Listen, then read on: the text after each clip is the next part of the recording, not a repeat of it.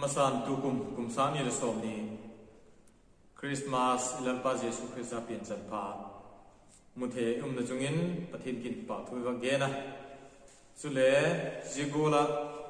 khovel haksale boi jinglaya ham itidema Christmas mangthe jikin ngai thu ke ho zo si Christmas si bai kong bol he tuni hona pathian thu Christmas iti he le chu pathian thu hi ilalpa Jesu Christa pian chan thu hi ngai ma Christian ten chu ngai ma jing he jing ma le jing i het sate chunga athak tak meya remind iwak ki bol nom na i het sate het thak kit na iwak ki pik nom na iwak gen khom ninga ka doi che hi le bang je ka ilalpa Jesu Christa khovela ting he ilalpa Jesu Christa lo na jik khovela pin lo na jik a reason tamlo cha point vak sulang hetin zena dinga chun chanchin pha me thai jik bung kha chang som la gumna ki tho pi ding mung sim dok katin chanchin pha me thai jik bung kha chang som la gumna Jacob chu Joseph pa hin je Joseph chu Mary pusal chu a hi je Mary chu Mesia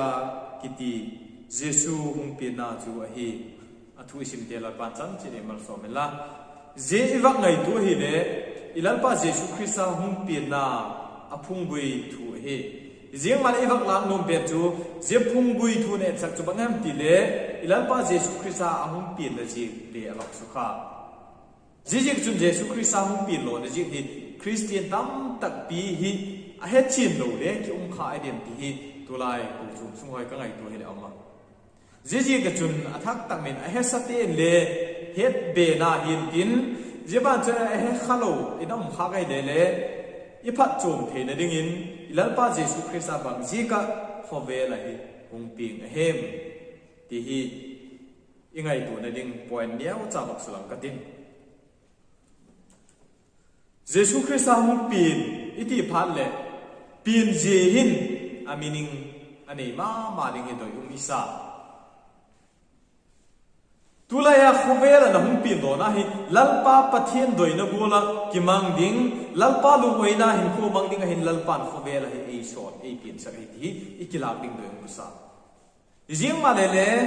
nang le ki chu Christian hina pi a lalpa Jesu Christa ei sim pathian ei sim hi pathian khuvela ama doi ga na ki mang ding ama lung ki gola ki mang ding a hin ei pin sa hi ti hi he phalowa khovel no sakna chitin ki bol lalpa doi da na hinglo akita ma jinga jingma de jete ho chu hilo ding hin lalpan khovela ei sola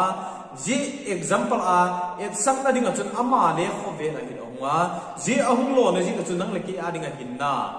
le mu the hi ti ama satakai bak sukla thian lang ji ahung lo na hi pathumin bak sulang le hen apoi mo dan chu akhana internet pass a khovel lai dong ki sim masang apat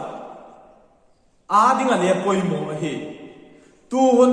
khanga masang zo si aring khale ana poi mo Jesu Christa hung pi ni ting jichule tu present condition a ding a hin le poi mo ma jing a hi Jesu Christa hung pi lo na he jiban chele internet future a ding a hin le atung nai lo akum tung ade de Jesu Christa khovela hung pu nai ahung pin na hi poi mo hi ti hi amasa iwak thulat ki thian la ale akhat na dingin Jesu Christa khovela hung pin lo na jik chu pathin hi ko mani mo the ko amel nang leki anga ahung sulat na pathin hung kilak na a khovela hung pin hi poi mo hi ti hi mo hi pathin hi ko man amu khapu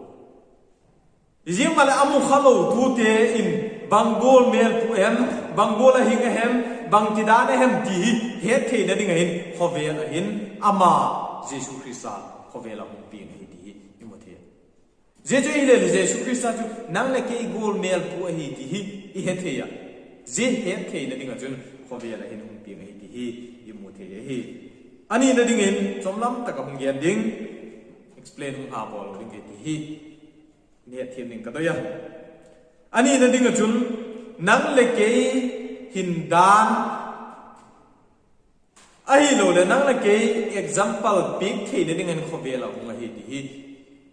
ai kida ila pa Jesus Christ khobe la hung kha khobe la hunga khovelin hin kho ahung manga ahin khomat dan teo zo si kha tu lai Christian te tu lai amisi ma cha te le zui hen ke bol hen ke gen dan gen hen ke dung thim phat dan hi pu hen ti hi example hung ki petua hung pi hi ti hi e ding de ka sa hi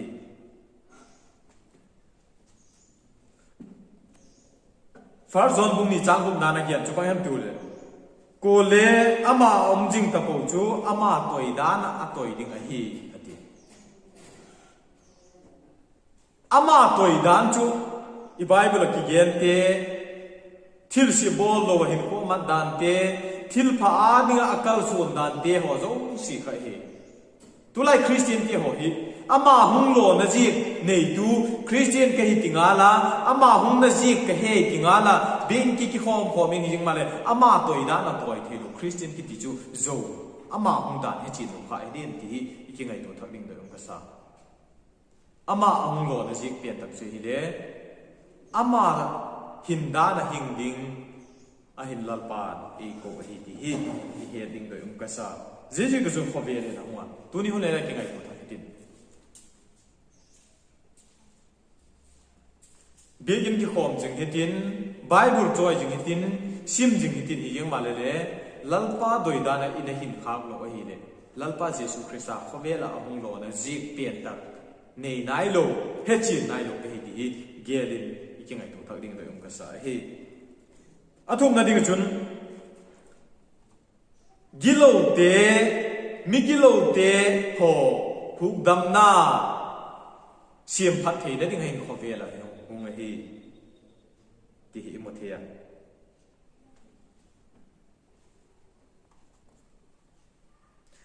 lokaji bunga chang som thum le khat som thum le ni ye hi le khovel a hung lo na ji hi a ki chin ma jinga mi zo si a ding hung mi tom cha a ding le hung hi lo mi zo si khovel a cha te a mi sim so zo si a ding ai khovel ai dam na pe tu ding hi hung hi hi i mo thia zela ka chun pieng thak no hi khak le ahung lo na ji nang le ki ading an meaningless ajik be aphat chu na lo khading ai jeji ka chun ki ngai tu ta ke din ilal pa Jesus Christ a khovela ahung lo na ji apothum na chu hi le gilo te ko dinga hunga hi ti hi he adam le vi kin lo na mi zo si anapuk ta ada gilo ta a hi jikin zitte ho zo se gilo na hai sana ama lama hum kile ki theina dinga ko tu a hin ilal pa Jesus Christ a khobela hum hi ti hi imothe hi jeje ka chun tu ni hona hin ki ngai tu hitin ilal pa Jesus Christ a khobela hum lo na ji hi nang le ke ka gilo na ke ho zo si hi su thing dinga tan dok dinga hunga hi le nang la ke gilo jing ding hem ti ki ngai tu ding doi ka sa tu lai gilo na hi atama phat lo na thei hi khobe le na sa ma jing ta i fom choi te itidim i kal son dan te itidim i khut toi dan te itidim i mit e dan te itidim ai lo le akimu thei do i lung thim toi dan te hoile asi hi atama ma jing ta ji asit na khober si na gen siang puitin jing male igen nom zo si chu bang dile jo zo si chu tha su thele ne ama sa pen idan pa Jesus Christ to ikimu tu ngaya lal pa Jesus Christ apat pin thang na ne ngaya jite ho zo si chu ahung thai su thele ne chun lal pa Jesus Christ ma anga ikuna igin lo thu pa choya ama lama kile lo len lal pa Jesus Christ na ke a dinga khobel a hung lo na ji gilo te tan ko ahung na ji pe ta kinang le kia ringa thama ma ding le ilo pi ma ding he ti ye thia Jesus Christ a hi khobela bang za be hum pi hin la apian chan pha bang za be lom le hen le igil lo i hai san gik lo hi le nang le ke igilo te ko dinga hung pa hi nang laki ani ka phat chum na bang bam lo dingai tunen ki ngai tuai ti lalpa anga kisik lo lalpa anga gilo thupa choi lo I kha hi le mi wang si dingai hun lem chang ini hi tam talo hi ji jing lalpa lama ki le dok the ni ngin ikichi le hi hi ding dong sa aban je ki de hi le bangji ka khobela hung ha mi ti le anga ne ni jun Davidic covenant fulfill dinga hung hi David lal chut pha chuding chu amu khial tuding chu ko em ti le ilal pa Jesu Christa amu poi mo a ji amu poi mo ji ka jun khobel nga ama lal chut pha hung lo tuding chu poi mo a hi ti hi mo the ji alal chut pha hung lo ding iti pen ta khi chu Gabriel in announce on a ball so sa ida Mary apat in leng khat hung pieng ding jechun David lal chut pha hung lo ding a hi ti Lucas bung ka chang som thum le khat na lama chun akimu thia jechu a hi so buting dinga su piting dinga khobela ahuna apoi mo na chu jechu a hi tuni hone hin je ahum tun thena chumam tin David chun leng Israel ti adinga leng pi tak mei a hi na Zineng pa chun Israel te chunga thunei na anei golin khowela amisim te zo se chunga thunei tu ding chu ilal pa Jesu Christa hi jigin zilal chu pha chu amung khiala hi le nang le ke chunga thunei tu ding chu ko am tile ilal pa Jesu Christa hi je apoi di fight na sulang ding a chun hunga hi ti hi mo the hi chomlam mong gen ding anga na chu bang am tile Satan na sep zo tu ding ahi lalpa Jesu Christa hung ahi ti hi mathia chanchin pha zon chi bung thum chang gi na le ki mathia zeban chule je Satan thunei na Satan power chu ku man khovel hin ki zo lo hi Satan lal na gam ahi khovel hi ti ma ale je zo tu ding chu ko hem hung poi mo chu ilalpa Jesu Christa ma hung poi mo ahi ji ka zon khovel a hunga ama lal na hung su Zoding a chun alal pa Jesu Christa hung poi mo hi athi di ko na cross again khan it is finished aki chai tai ati khan again nom chu bang dir Satan na sep na ming te chu athu nei na ming te thi na dinga akal son na god mun zom tu te ho do si zom talowa hinalam pi van gam lun theina lampi zo si Satan na sep na ka zo tai ki sakna aki chai tai amuti ana sep na jo si khom chai tai di ziding atun a poimo jigin khobela hin lalpa Jesu Christa hung pinga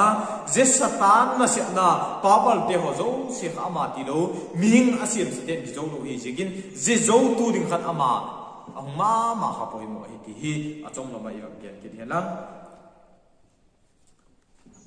abana chun agum na dingin ilalpa Jesu Christa khobel bang je ka hung poimo amiti le thiempu iti thiem gaw iti te ho hi na hung subu ting ninga hi hung nei je thiempu thiem gaw iti ho hi nang laki aninga palai again big tu a dot big tu lalpa pathin ko ma a dot big tu ding le again big tu ding ilalpa Jesu Christa khobela hung hi ti hi imothia Zithem pulin pen chu ko em til Hebrew bung li cha som le ni na lamani ki mothia ilalpa Jesu Christa ma hi Zithem pu hi na chu ama ma na hung Them pulin pen hi na ma chu ama ma na hung lu ngai hi Jiji ga chun khobela hi hung mai ti hi na chom ma mai ba ge den lang Jiji chun ilalpa Jesu Christa pathem ko ma itun thein ni nga again big tu chu ko em til ilalpa Jesu Christa ma hi ti mothia I Bible ye hi Jiji ki chun tu ni huna nang la ke lalpa kom tun the na ninga hung poi mo thiem pu ong pang chu lalpa Jesu Christa ti I heading poi mo ka sa atom na dingin bangje ka khowela hi ngem ti le ama hi mi te zo se chunga just qualified a hi na sulang tu dinga hin khowela hi hong hi khowela ahunga gilo na bang ma bol khalo gilo na him tep khalo jichu puam tin lal pa Jesu Krista hi ama ma chu nang laki aringa thutan tu ding ahi na hung sulang hein khobela ro mai di hi muthe jijik chon ke ngai tu hi nang khobel e nom satake ni hingin lang thalo tak mai hingin lang sin na chitin ho lang nang khobel mok sak na me men ki bole chune na chunga thutan tu ding lal pa Jesu Krista hi di isu min lo ni hi poi mo ma chi hi chajin pha zon ji bunga chang som ni na lam ye hele lal pa pathinim thutan pon tin je thutan tu ding chu ham dile ilal pa Jesu Krista hi di amin potu hi akigera je chu hi le khovel a hung chu nang le ki a ding a thutan ding hi et sang na khovel hi hung hi di imothia je je chu tu ni honing ki ngai to thakitin lalpan just a bo te ding hi de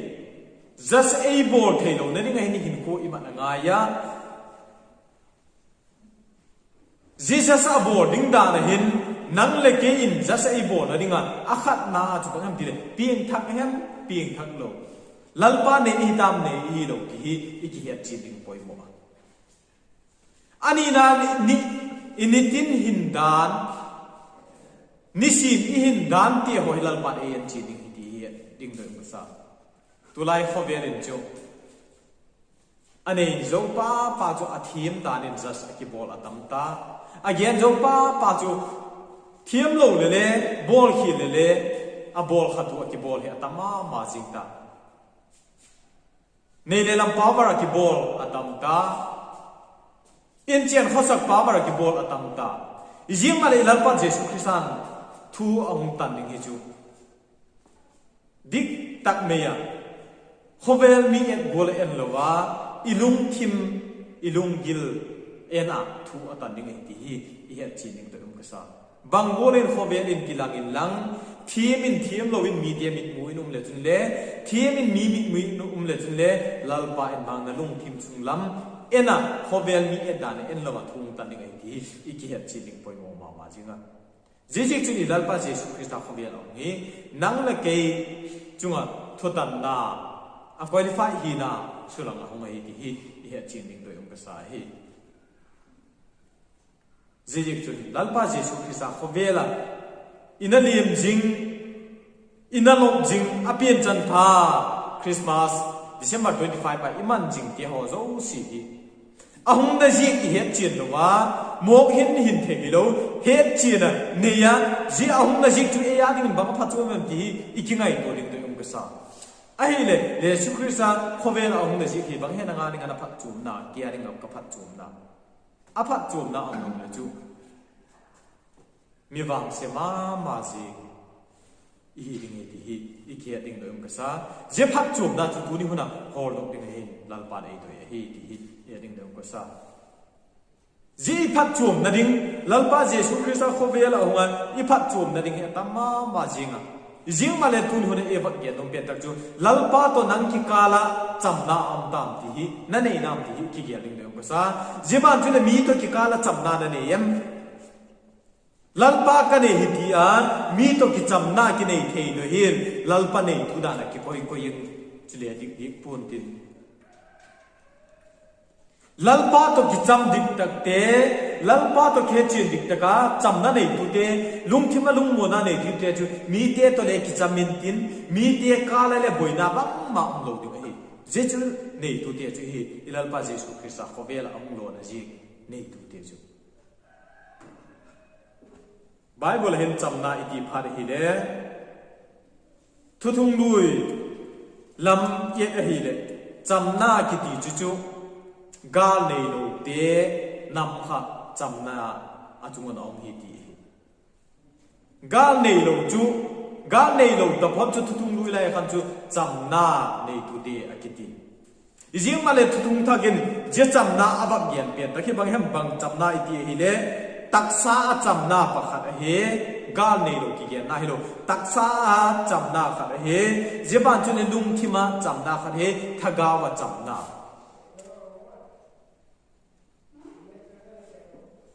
taksa mi to ki chamma ma ji yima alung thi ma cham na mo mo lo ki pak na mo mo lo lung mo na mo mo lo ti le thi di pun tin thagawa ki chamna ki lalpa Jesu Christa hinna nei tu te again na hi tu ni hone hin ilalpa Jesu Christa khovela ahung lo na ji pian ta hi phechi na nei tu hi nge le nang le ki a dinga I hinna thu thung thak in again taksa chamna lungthima chamna thagawa chamna pa hi nei ki poi mo hi je chamna chu in tu ni hone ibak kian chu ilalpa Jesu Christa hung pin lo na ji ka inei ninga phachu ma jing chu Christmas bangjat be imang ta lalpa Jesu Christa pin dan bangjat be inei ta ti hoi ke ngai to de lalpa Jesu Christa hung pin dana nang le ki adinga ahung pin na again thei dan hi ne au cha step pali wak sulam ka tin ji chu bang ham ti ne be he ma hung pin kha mizo sin anagin za ilalpa Jesu Christa pin ningai ti thiem gau te kama na ki gen kha mitian anagai to nawa anakoi jong pin ninga Jerusalem ai jing ma le mitian anamu to ma jing Bethlehem min bang ma anasim do na duty le ki pok khak lo na athupi akhopi achan kam lo jikin jetak chulal pa hung tial la jing chu nang le kin cham na ini ki ni hi nang le ke ji ki ani na mi te chu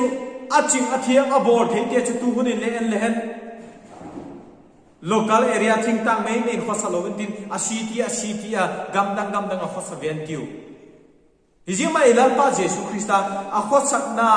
aung kham net na mun chu Nazareth gam chan kang lo ma jing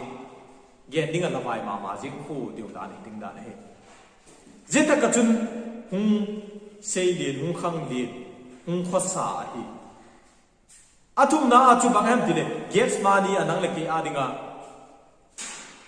ulsa thisan lum zena nang le ki adinga khovela hung pik ki de ali na ninga chun Calvary lugu muniti athi na ding azon line le aki hian na ding cross ki putu hung pang na lai aki hian na ding ama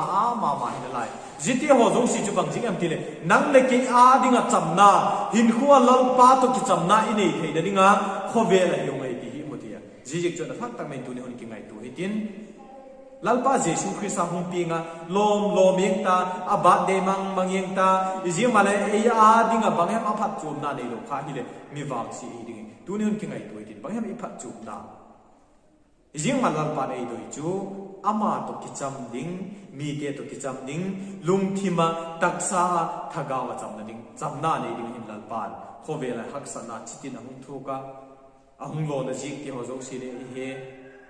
a khosak na ti ho zo si le he a thi ti nga nom salo ai ji chu nang le ke ya dinga